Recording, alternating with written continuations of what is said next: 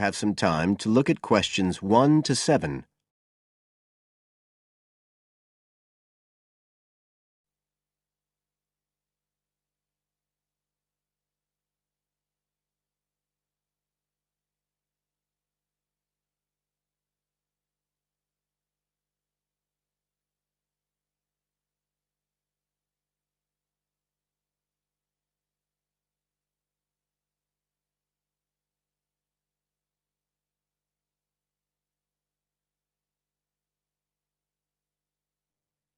Listen carefully and answer questions 1 to 7. I'm interested in doing some work for the library. Are you the person to speak to? Yes. Right. Well, what sort of work are you interested in? Well, I've just come to live here in Australia. I don't want a full-time job until my children have settled down, but I really need to get out of the house a bit. And I heard you need voluntary workers for various projects. Right. But I don't know if I have the right skills.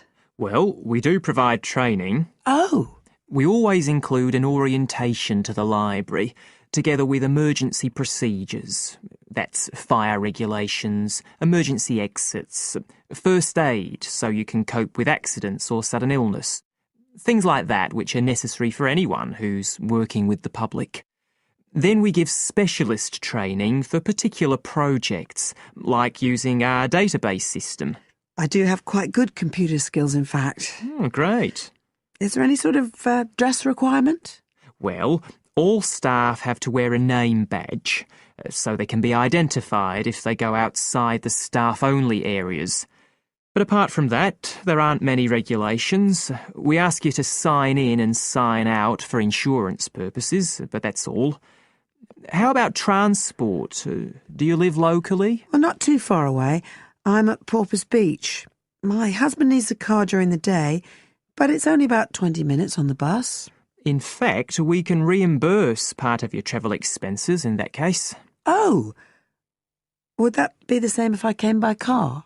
No, because parking is such a problem here. One thing we are looking for, though, is someone who can drive a minibus. No problem. So, do the projects involve going outside the library? Some, yes, but not all. We've just finished one which involved working with photographs taken of the area 50 or 100 years ago.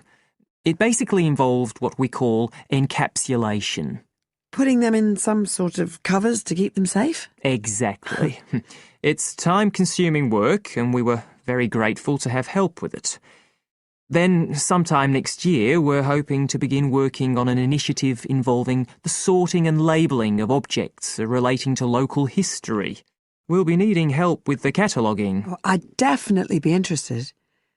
How about at present? Well, we have a small team who work to support those who are unable to read. Working with the blind? Yes, or other groups who have reading difficulties. We provide volunteers with equipment so that they can take books home with them and read them aloud onto CDs. We're gradually building up a collection that can be lent to those who need them. I can see it would be useful, but I'd really like to do some sort of work where I can get the chance to meet people. How about reading stories to children? That's done by our regular staff. But we do have another project. It's a very long-established scheme which involves helping those who are unable to have direct access to the library. Oh, I noticed someone with a trolley of books when I was at the hospital last week. That sort of thing. That would have been one of ours, yes. It's one of our most popular services. Lots of people who wouldn't dream of going to the library normally or when they're at home borrow a book when the trolley comes round the ward. I can imagine. Yes, I'd definitely be interested in that. Right, so how do I enrol? Well, we do ask all volunteers to commit themselves to a regular period each week. I could probably do 5 or 6 hours. Oh, be careful not to take on too much. But we do need someone for a couple of afternoons from 2 to 4, so 4 hours altogether. That sounds fine. Before you hear the rest of the conversation,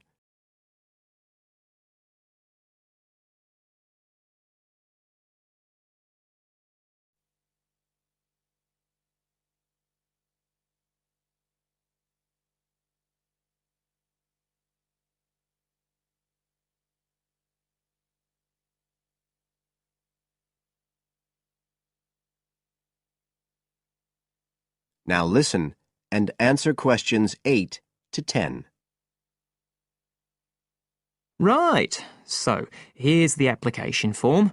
It asks the usual questions, name and address and telephone number. You also need to fill in details of who we should get in touch with in case of any accident or problem like that. We do need to have that filled in. And there's a space for date of birth, but that's only if you're over 75, so we won't worry about that. No. Oh, it asks for qualifications. Do I need to provide certificates? They're not necessary. We'll need the names of 2 referees, not relatives or family members, obviously. What else? Signature of parent or guardian. That won't be necessary, as I assume you're over 18. Yes. What's this? It says civil conviction check. That's a document we have to provide by law for those working on projects involving children, so we won't need it in your case. But you will need to sign this separate document. That's a copy of commitment. It's basically an agreement to work according to the library guidelines.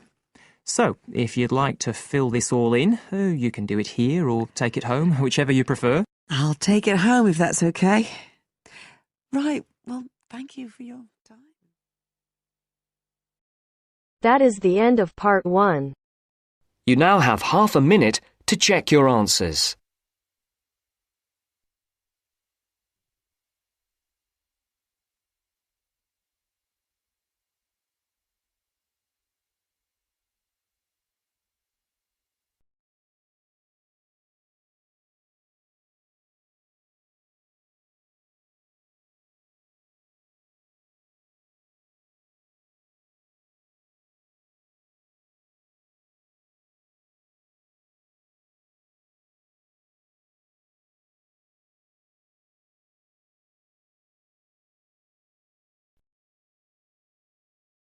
Now turns to part 2.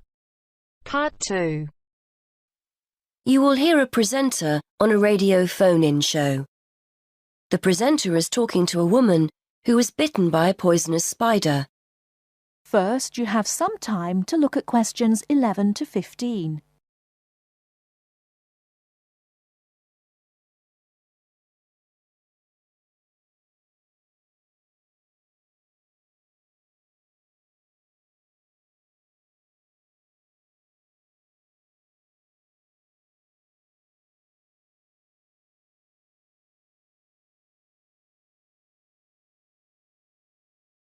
Now, listen carefully and answer questions 11 to 15. Today, we're continuing our Traveller's Tales. On the line we have Amanda Toddington, who had quite a nasty experience in Australia last year. Isn't that right, Amanda? Yes. My husband and I were on holiday and we were staying at a friend's house on the coast near Brisbane. It was towards the end of the holiday and I was about to go into the garden and enjoy my breakfast. I walked out into the kitchen, slid my left foot into my shoe and felt a tiny sting. It was pretty painless, but I shook the shoe off my foot and saw this tiny spider running out as the shoe hit the wall. Anyway, not being an expert, I presumed the worst, that I'd been bitten by something that was going to kill me, and I completely lost control. I don't think I've ever screamed so much in all my life. We'd been told beforehand to always check our shoes before putting them on, as it's a common way to get bitten. So I suppose it was my own fault, really. So what was it that had bitten you? Tony, that's our Australian friend, he immediately asked me if I knew what had bitten me, and I pointed to the corner of the room where I'd last seen the spider.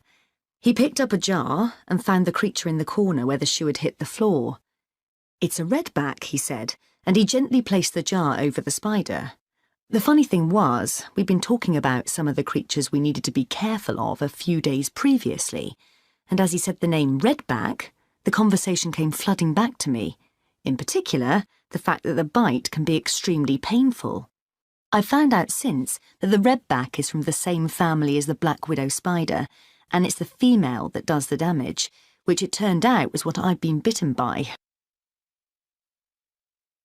You must have been absolutely petrified. You can say that again. I remember feeling quite confused. I wasn't in a great deal of pain to begin with, and yet I could see from our friends' faces that they were concerned. Tony explained that the venom or poison of the bite spreads quite slowly, so the pain doesn't feel too bad at first. Gwen, Tony's wife, brought an ice pack, and Tony held it against the bite to make it less painful. Apparently, you're not supposed to put a bandage on the area, as this can make it hurt even more. Tony tried to put my mind at rest by explaining that this was quite a common bite, that the hospital would have an antivenom, and that everything would be okay. But I was beginning to panic. We were flying back to the UK the next day, and I really didn't know what to do. Before you hear the rest of the talk, you have some time to look at questions 16 to 20.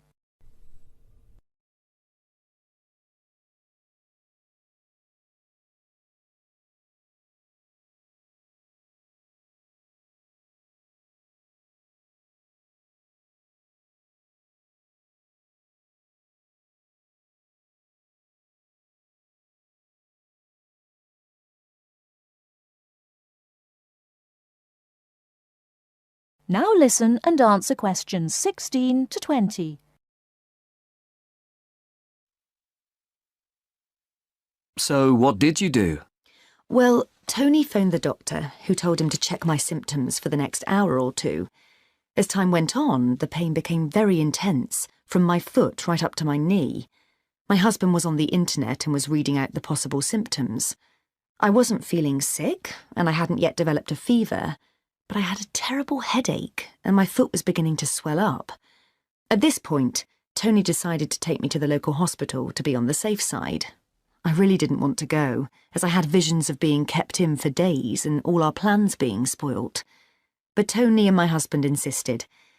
When we got to the hospital, I was relieved to see how casual everyone was when Tony explained I'd been bitten by a red-back spider. They told me to take a seat and got on with their work. And did you receive any treatment? By the time I got to see a doctor, the pain was very intense indeed, and I was getting quite upset. The doctor decided to give me a dose of an antivenom, which he assured me would eventually deal with the problem. Unfortunately, he also explained that it wouldn't have an immediate effect and the symptoms might last for several days. But the story has a happy ending. My husband managed to book us onto another plane 1 week later. And even better news was that the symptoms of the bite finally cleared up after about 24 hours. Within a couple of days, I was back to normal again. So thanks to the spider, we managed to extend our holiday by a week.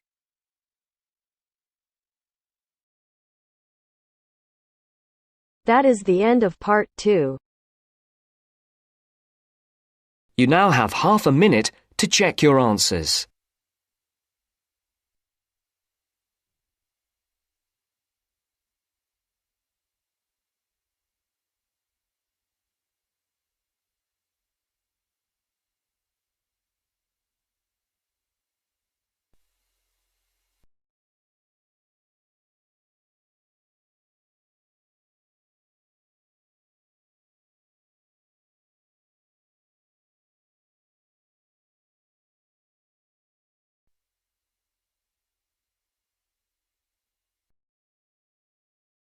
Now turns to part 3. Part 3. You will hear a discussion between a student, Aldo, and his supervisor, Dr. Hurst, about his research assignment. First, you have some time to look at questions 21 to 23.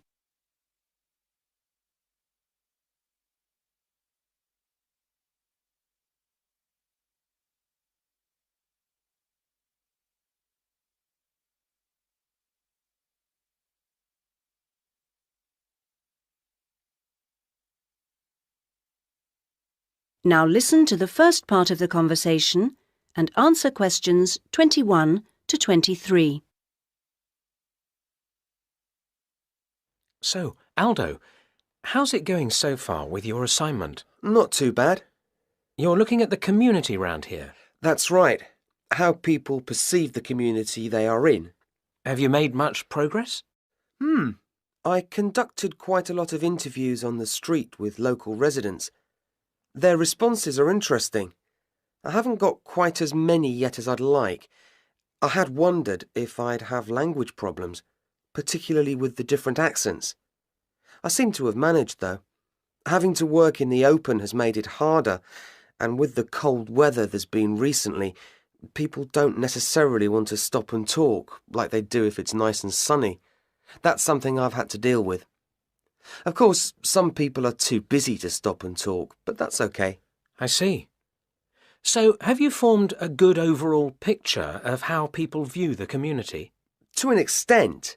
I've certainly talked to plenty of older people. I guess they may have more time to talk. I still don't really have enough young mothers, though. I've managed to get enough older mothers and children through the schools. That's something I had been worried about. Well, that shouldn't be too hard. Now, how are you going to deal with all the data you've collected? That's the difficult part. I guess I need to run some analyses, but I'm rather unclear about what methods to use. You've told me you're confident about using computers, so you just need some input on choosing programs. You should attend a statistics seminar. They're held every Friday after the methodology seminars in room 105. That should help you to select an approach. Oh, good. I'll do that.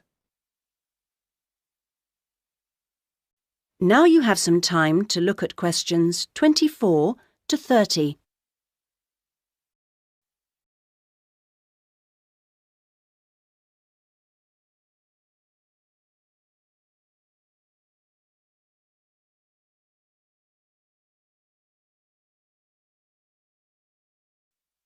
Now you have some time to look at questions 24 to 30. Meanwhile, let's hear something about what you've learned. Yes, I talked to a number of residents. Good. I imagine they didn't always have the same opinions. Views were certainly quite mixed. Take sports facilities. In general, people seemed to think they weren't very good. There's no swimming pool in the area, for example. But at the same time, there's a new football training area. It looks very smart to me, but it doesn't seem to get used very much. People seem to prefer sitting around in the parks. They enjoy that, taking picnics and so on. Although they want the council to be more efficient at cleaning, there's a lot of litter. People are obviously very concerned about their children's learning. The general view seems to be that early schooling at primary level is of a good standard in the area, but that this standard declines as children move up through the system. The colleges were criticised in particular. OK. Now, are you going to collect any more data? Some, I hope. There's a local festival next week, and I think the events there will give me some useful opportunities. I talked to a council officer about it all. Good. What does it involve? First, there's a dance show, which I'm sure I'll enjoy. The council explained that the concert hall's being renovated and won't be ready in time, so it's being held in the main square, which I think will be better anyway. At least I'll have more space to wander around in. True. And so I hope to be able to carefully watch the age groups that are there in the audience and make notes about how they interact. So that's one event. Then the following day there's another interesting event which I look forward to going along to, and that's a cookery competition. Oh yes, interesting. I think so. Yes, that one's being organised in the town hall, which has a big space apparently. With food and cooking from all the different people in the area, the council officer told me that it'll be a good chance to find out about the different cultures that make up the community. Sounds promising. Then there's one more event I'd like to go along to. The council officer promised me that the courses fair will be interesting. It's going to be in the Langtree Theatre, and the officer said lots of teachers will be there. I've already talked to plenty of them, but he advised me to put some questions to the head of education, who will also be there. That's all very useful. OK, I suggest you come back next week. That is the end of part 3.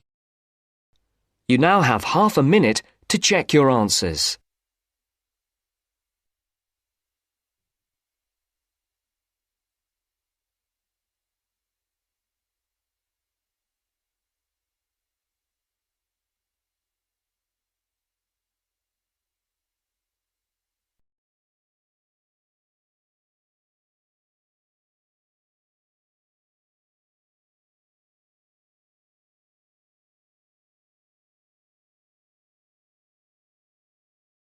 Now turns to Part 4. Part 4. Listen to the last part of the lecture. As you listen, complete the notes below. First, you have some time to look at questions 31 to 40.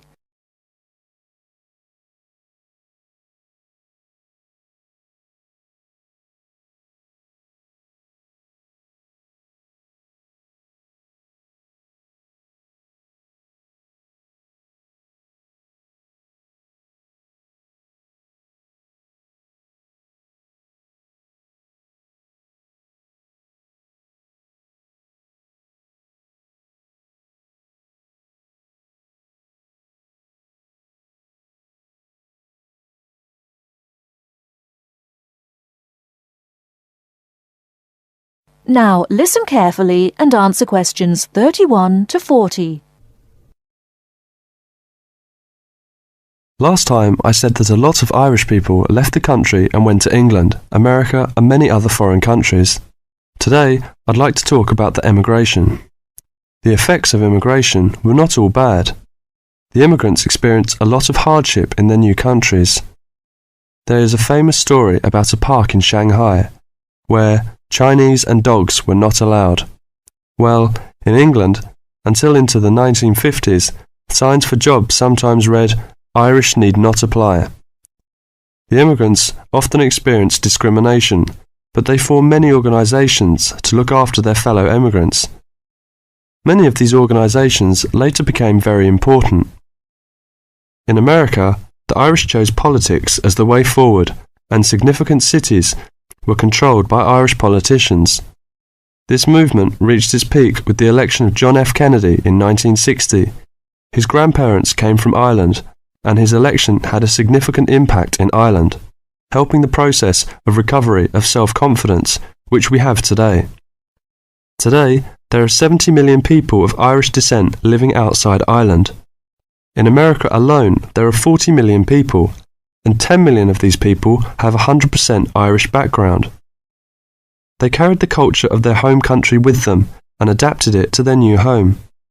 They made changes which would be unthinkable in the home country, and we often laughed at the Yankees' Irishness. In fact, any immigrant who came back to live in Ireland, often after many years, found it very difficult to fit into Irish society again. They had been changed by the experience. These immigrants have always had an interest in the old country. The American letter was a letter containing dollars sent back to one's family. More recently, President Clinton has been very influential in bringing peace to the north of Ireland. River dance itself was the idea of a dancer who was American, who applied American methods to traditional dancing, and the fusion was immediately popular. Modern Ireland has been able to use the disaster of the last century to learn modern marketing techniques and apply them, without at the same time losing what is distinctive about itself. River dance is a demonstration of that distinctiveness. That is the end of Part 4. You now have half a minute to check your answers.